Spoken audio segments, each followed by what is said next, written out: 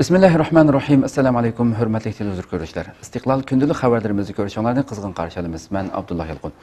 Programmada vatanimiz Sharq Turkiston va dunyoda bo'layotgan kun tartibidagi xabarlarni huzuringizga sunishtirishimiz qaynamsiz diqqatinglar ekranimizda bo'lsin. Amerika Sharq Turkistonda ishlangan bir qism mallarga rasmiy import cheklamasi e'lon qildi. Amerika ovozi to'rining xabarida bildirilishicha, Amerika Davlat xavfsizlik ministrligi qarmog'idagi Tamojna va chegara bexatarlik idorasi 14-sentabr Xitoy mallariga qarata 5 turlik import cheklamasi buyrug'ini e'lon qildi. Amerika Davlat xavfsizlik ministrligining bayonotida cheklama qo'yilgan mahsulotlarning Sharq Turkistondagi majburiy emgak orqali ishlab chiqarilganligi Xitoyning Uyg'ur va boshqa yerlik millatlarning insoniy huquqlarini sistemali holda dafsanda qilayotganligi ta'kidlangan. Tamojna va chegara bexatarlik idorasining muvaqqat boshlig'i Mark Morgan bu haqda ifoda bildirib, bugungi bu cheklash buyrug'i xalqaro jamiyatga ro'shan bir uchur beradi. Ya'ni biz Amerikaning ta'minlash zanjirida qonunsiz, insoniylikka yot bo'lgan va ekspluatatsiya tusidagi majburiy emgakka selish qilmishining bo'lishiga qat'iy yo'l qo'ya olmaymiz deganlarni bildirgan.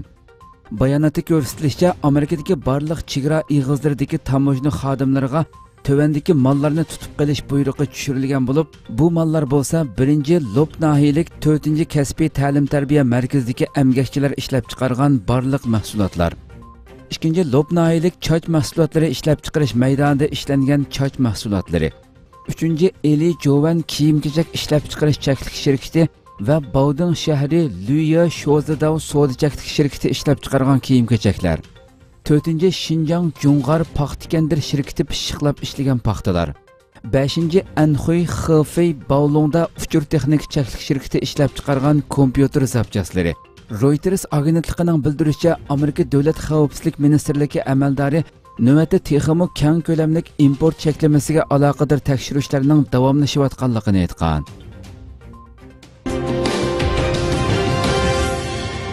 Yevropa İttifaqı Xitoydan Sharq Turkistonda tekshirish elib berishga yo'l qo'yishni talab qildi. Fransiya xalqaro radiosining bugungi xabarida bildirilishicha, Yevropa İttifaqı Xitoydan mustaqil kuzatuvchilarning Sharq Turkistonga kelishiga ruxsat qilishni talab qildi.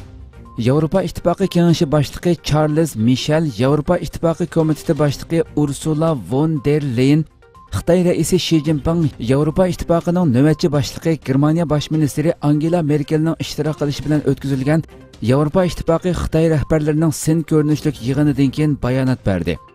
Michel Xitoy bilan o'tkazilgan silliq yig'indan keyingi muxbirlarni kutib olish yig'inida biz Xitoyning Sharq Turkiston, Tibet qatorliq rayonlardagi millatlarga tutgan muomalasi, shundaqla Xitoy kishilik huquq faoliyatchilari va jurnalistlarning taqdiriga bo'lgan andishimizni Xitoyning Uyg'urlarga keng ko'lamlik ziyonkashlik qilishni planlaganligini yana bir qatim ta'kidladik.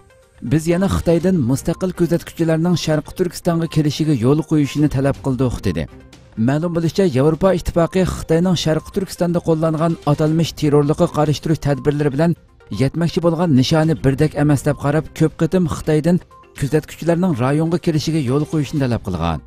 Ammo buning hech qanday unumi bo'lmagan.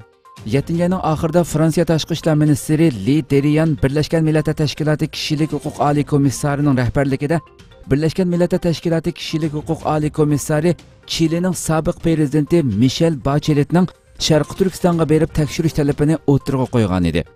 Reuters agentligining xabar qilishicha, dushanba o'tkazilgan silliq yig'inda Yevropa Xitoy virusi yuqumi va Hong Kong davlat bexatarlik qonuni qatorliq masalalarda qattiq pozitsiyada bo'lgan.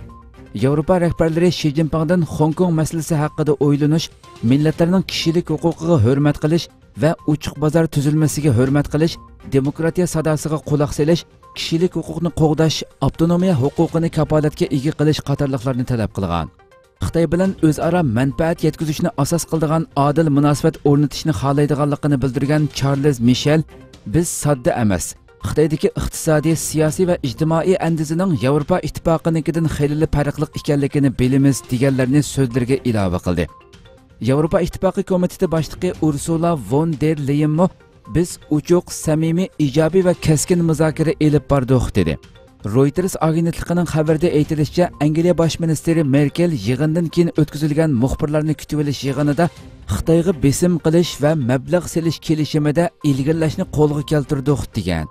va Xitoy bilan bo'lgan hamkorlikda chuqur barobarlik va odillikni asos qilish kerakligini ta'kidlagan.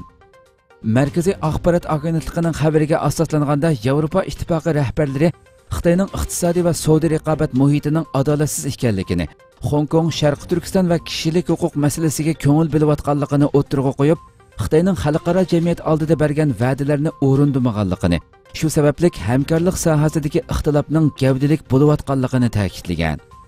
Ammo mazkur yig'inga qatnashgan Xitoy Kompartiyasi sekretari Shi Jinping yanada ko'ni qoidasi bo'yicha boshqalarning davlatining ichki ishlariga aralashishiga, davlatida muqimsizlik, to'qinish va qalaymaqonchilik paydo qiladigan har qanday kuch yoki shaxsga qarshi turadiganligini ta'kidlagan. Shi Jinping yig'inda Xitoyning atalmish Uyg'ur avtonom rayoni va Hong Kong alohida ma'muriy rayoniga munosabatli masalalarni tilga olib, bularning milliy egilik huquqini qo'g'dash bilan munosabatli ishlar ekanligini bozorga solgan. Xitoy tunganlarning diniy e'tiqodiga qarata cheklamalarni texmo kuchaytirmoqda. Zimiston to'rining bugungi xabarda bildirilishicha, Xitoyning islom madaniyatiga qarshi siyosati texmo kuchayishga boshlagan bo'lib, Xitoy o'lkalarida tunganlarning uyiga xohlagancha besib kirib, islom madaniyat simvollariga buzg'unchilik qilmoqda. Xabarda qayd qilinishicha, Xitoy doiralari Xibey o'lkasi Shinley shahri Pinjajuan kentida o'ltirishliq tungan musulmonlarga uqtirish qilmayla, eshik ustiga yozilgan duo va oyatlarni boshqa manzir rasmlariga o'zgartirib o'tgan.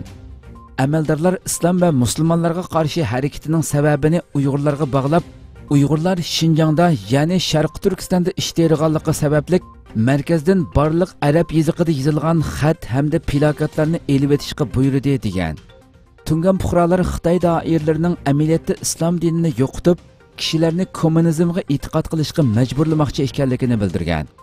Bir tungan fuqaro bu haqda to'xtalib, bu Xitoyning islom dinini yo'qotish siyosatining bir qismi.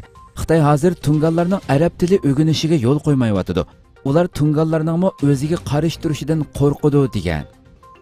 Xitoy yana Yuchun bozorida o'ltirishliq musulmonlarning eshigi ustiga yozilgan duo va oyatlarni majburiy manzir rasmlarga o'zgartirib o'tgan.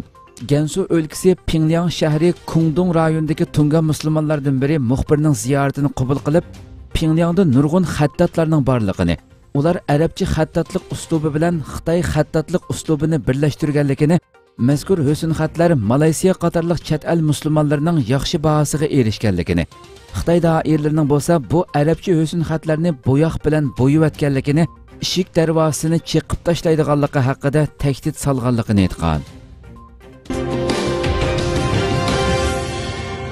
Qozog'iston doiralari Uyg'ur ko'chalarining ismlarini o'zgartmoqda. İctimai uchur vositasi Instagramda tarqalgan bir sinda Qozog'istonda yashaydigan yerlik bir Uyg'ur kishi shu yerda yashaydigan xalqimizga xitob qilib, Qozog'iston doiralarining Uyg'urlar zich o'ltiraqlashgan Uyg'ur mahallalaridagi Nuzugumga o'xshash ko'zga ko'ringan Uyg'ur shaxslarining ismi bilan atalgan ko'chalarning ismlarini o'zgartirayotganligini ilgari surdi va Qozog'iston siyosatida jiddiy o'zgarish bo'layotganligini bildirib, bu yerlarda yashayotgan shuncha ko'p sondagi Uyg'urlarning birlikda imzo to'plab, buningga norozilik bildirishi kerakligini, aksiga bo'lganda bu cheklamalarning doirasining kengaydiganligini, balki kelgusida farzandlarimizga Uyg'urcha o'qitadigan maktabni topolmay qolishimiz mumkinligini bildirdi. Kuzatuvchilar Qozog'iston doiralarining borgan sari Xitoyning changiliga tushib kelayotganligini, Xitoyning iqtisodiy va siyosiy besimlari tufayli Sharq Turkistondan qochib kelgan qozoq xalqiga panohlik berish masalasidami ikkilanmay qaror ololmayotganligi, Sayragul va boshqa qozoq panohlanuvchilarning dilolarida aniq ifodasini topganligini bildirishmoqda. Shuningdek, Qozog'istonning yerliklari hisoblanadigan va Qozog'istonga nurg'un to'hfalarni qo'shgan Uyg'ur xalqining bu masalaga aslo sal qaramasligi kerakligini, Xitoy tajovuzchilarining bir qandosh xalq bo'lgan Uyg'ur qozoq qarindoshligini buzish uchun qilayotgan harakatlariga kuchlik taqobil turishi va yo'l qo'ymasligi kerakligini va Qozog'istonning fuqarosi bo'lish sifati bilan o'zlari yashayotgan rayonlardagi bu turdagi qarindoshlar orasiga ziddiyat soladigan ijroatlarga qonuniy shaklda norozilik bildirishi kerakligini bildirishmoqda. Michel Bachelet Xitoy bilan Sharq Turkiston ziyorati haqida muzokara qilmoqda. Birleşken Milletler Teşkilatı Kişilik Hukuk Ali Komissari Michelle Bachelet 14 sentabr günü Cenevada Uyg'urlarga tutgan qo'rqinchli muomalasi sababli kuchlik besimga uchrayotgan Xitoy doiralari bilan Sharq Turkiston ziyorati haqida muzokara elib berayotganligini bildirdi. Lekin u muzokaraning konkret tafsilotini oshkorlamadi. Michelle Bachelet ilgari bir qancha qatim Sharq Turkistondagi lagerlarni tekshirishni talab qilgan bo'lsa-mu, lekin Xitoy tarafining uningga shart qo'shib, mustaqil va tarafsiz xalqaro tekshirish elib berishni rad qilishi sababli uning ziyorati hozirga qadar amalga oshmagan edi. Reuters agentligining xabar qilishicha, Michelle Bachelet Birleşken Milletler Teşkilatı Kişilik Hukuk Kengashining yig'inida mundaq degan: "Ishxonam Xitoy rejimi bilan Sharq Turkistonning vaziyati va Xitoyning siyosatining kishilik huquqqa ko'rsatadigan ta'siri haqida davomli so'zlashadi." U yana Hong Kong vaziyati haqida to'xtalib, Hong Kong doiralarini Xitoy davlat xavfsizligi qonunining ijro qilinish ahvolini yaqindan kuzatishga, har qanday bir salbiy oqibatga qarata tadbir qo'llanishga ilhomlantirganligini bildirgan. Birleşken Milletler Teşkilatı Kişilik Hukuk Kengashining 42. navbatlik yig'ini 9 sentabr boshlangan. Michelle Bachelet 14 sentabr kuni yig'inda ochilish nutqi so'zlab, dunyoning umumiy kishilik huquq vaziyati haqida doklad bergan. Birleşken Milletler Teşkilatı Kişilik Hukuk Kengashi 27 sentabrga qadar davomlashadigan bu navbatlik yig'inda kishilik huquq mutaxassislari, guruhlari va mexanizmlarining dokladlarini ko'zdan kechiradi ekan.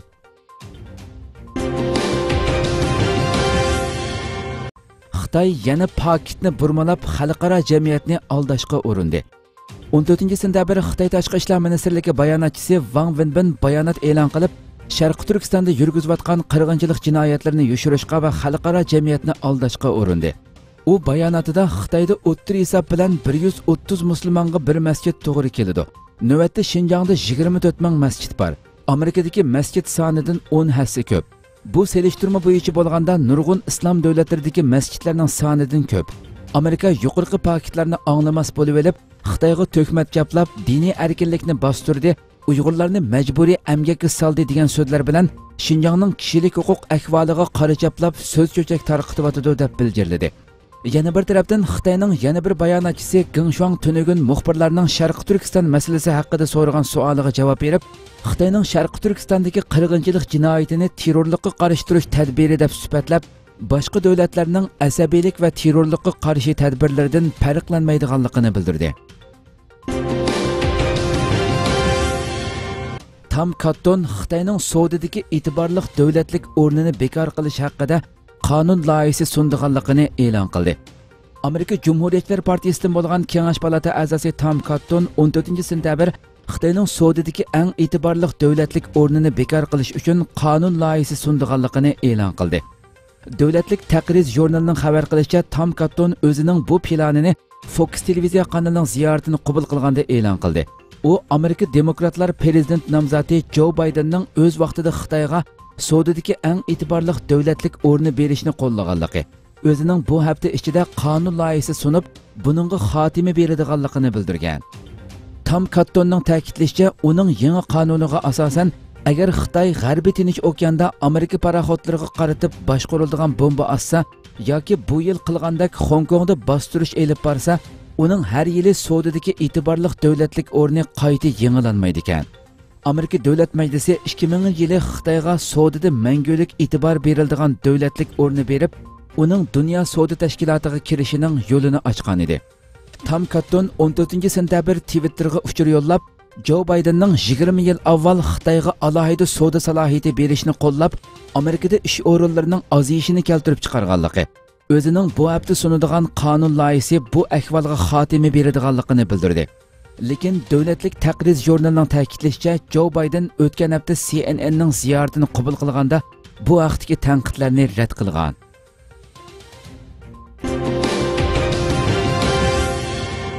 Rick Scott xalqaro olimpik musobaqasi Xitoyning jinoyatlarini oqlaydigan sahna bo'lib qolmasligi kerak dedi.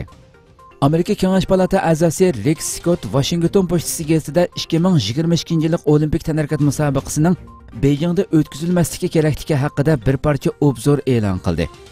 Obzorda ko'rsatilishicha, Rick Scott xalqaro olimpik komitetining raisi Thomas Bachga o'tgan yili oktyabrda xat yozgan ekan. U xatida Xitoy Kompartiyasining xalqaroliq jurnalistlarni tutqun qilish orqali fikr erkinligini boqqanligi, 1 milyondan ortiq Uyg'ur va boshqa yerlik millatlarni lager va turmalarga tashlaganligi qatorliq kishilik huquq dafsandachiliklarni o'ttirg'a qo'ygan. Thomas Bach uning xatiga javob berib, Xalqaro Olimpik komitetining cho'qim betaraflikni saqlaydiganligi haqida ifoda bildirgan. 9-sentabr kuni Xalqaro Olimpik komitetining ijroiya direktori Kristofer Dobe Dunyo Uyg'ur qurultiyining 2022-yillik Olimpik tanarakat musobaqasini Xitoyda o'tkazish qarorini amaldan qoldirishni talab qilib yozgan xatiga javob qaytargan. Javob xatda Kristofer Dobe Xalqaro Olimpik komitetining qimmat qarashini ta'kidlash bilan bir vaqtda yana Xalqaro Olimpik komitetining mustaqil davlatlarning siyosatiga aralashish va yoki o'zgartirish iqtidori yo'q deb yozgan. Amerika Kengash palata a'zosi Rick Scott 11-sentabr Washington pochtasi gazetida e'lon qilgan obzorida buningdan 56 yil ilgari Xalqaro Olimpik komitetining Janubiy Afrika hukumatining irqiy ayrimchilik tuzumiga qarshi turib, ularning 1964-yildagi Tokio Olimpik tanarakat musobaqasiga qatnashishini cheklaganligini eskartgan edi. Xalqaro Olimpik komitetining nizomnomasida mundaq mazmunlar yer olgan. Olimpikning maqsadi tantarbiyani insoniyatning taraqqiyotiga mulozimat qildirish, insonlarning izzat hurmatini qo'g'dashga ko'ngil bildigan tinch jamiyatni rivojlantirishdir. Xalqaro Olimpik komiteti 2017-yili ma'qullagan sohibxona shahar to'xtamida sohibxona davlatning kishilik huquqni qo'g'dash va uningga hurmat qilishi kerakligi ta'kidlangan ekan. Rick Scott obzorida mundaq deydi: Afsuslanarligi shuki, bu to'xtam 2022-yili Beijingda Olimpik tanarakat musobaqasi o'tkazilsa, o'z kuchini yo'qotadi. Uyg'ur masalasi Xitoyning ichki masalasi emas, xalqaroliq masalaga aylandi. Turkiyadagi eng koni partiyalardan biri hisoblanadigan Saodat partiyasi uzundan buyon islom dunyosidagi shundaqli Sharqi Turkistondagi kishilik huquq va boshqa haqlarning oyoq osti bo'lish masalasi haqida izchil holda bayonot e'lon qilib kelayotgan edi. Saodat partiyasi qaramog'idagi tashqi siyosat komiteti tayyorlagan Sharqi Turkiston masalasi mavzuliq dokument o'tgan hafta e'lon qilindi. Dokumentda Xitoyning Uyg'urlarga elib berayotgan besim siyosatlari, ya'ni kishilik huquq dafsandachiliklari asos qilingan bo'lib, mazkur dokument 9-sentabr kuni Adirna shahrida o'tkazilgan muxbirlarni kutib olish yig'inida tunishtirildi. 15 batdan tarkib topgan dokument tövandagi mazmunlardan tarkib topgan. Birinchi Sharq Turkiston va Uyg'ur turklari, ikkinchi Uyg'urlar duchor bo'layotgan kishilik huquq dafsandachiligi, uchinchi Sharq Turkiston masalasining xalqarodagi vaziyati, to'rtinchi Xitoy rejimining Sharq Turkiston va Uyg'urlarga bo'lgan ko'z qarashi, beshinchi takliflar. Dokumentda nuqtali holda 2017-yildan boshlab nurg'un sondagi masjidlarning cheqilishi, cheqilmagan masjidlarning qubbalardagi diniy e'tiqod belgisi bo'lgan oy yulduzlarning qumurib tashlanishi, imomlarni Xitoy rejimining tashviqot quroliga aylantirish urinishi, amdilikda bo'lsa buning yuzlagan Uyg'ur qabrlarini buzishga yuzlanayotganligi ko'plab ko'rilmoqda ekanligi bayon qilingan.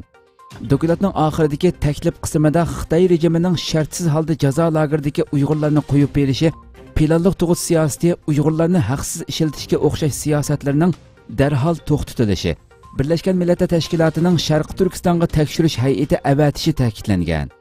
Ali Damirqiron apandi Saodat partiyasining bu dokument to'g'risida xabar tayyorlab, barliq axborot organlariga avatib berganligini bayon qilib mundaq dedi: Bu dokument to'g'risida xabar tayyorlab, barliq xabar agentliklari, gazet va televiziyalarga avatdiq.